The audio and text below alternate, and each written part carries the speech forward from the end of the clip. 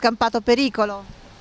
Per il momento sì, però mettiamo sempre il punto di domanda perché non si sa, perché c'è sempre il nuvolo, voglio dire, sì che la pioggia c'è, voglio dire, sì che Siete, i danni sono stati in giro per il Veneto sconvolgenti, no? enormi, enormi, enormi proprio.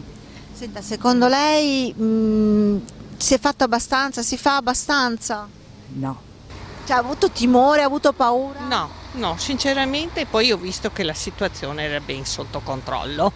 Quindi insomma questa volta è andata bene. È andata bene, speriamo che migliori sempre la situazione. Sei in tensione perché sei preoccupato per i figli che si muovono, per te stessa, eccetera.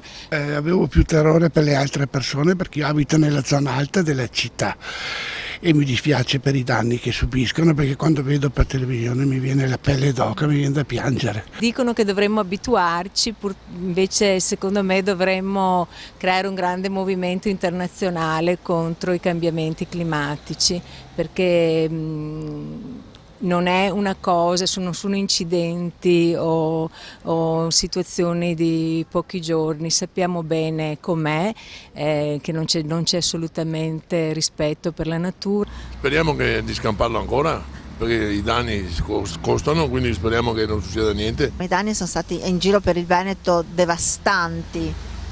È un po' l'incuria dell'uomo, perché bisogna pulire i fossi, i tombini, e sono danni che si possono evitare, cioè in parte si possono evitare facendo una buona pulizia come si faceva una volta. Forse i nostri pronipoti vedranno gli alberi alti, è un peccato perché i danni così l'abbiamo voluto noi, però questo mondo lo stiamo rovinando noi perché non siamo mai stanchi di fare danni.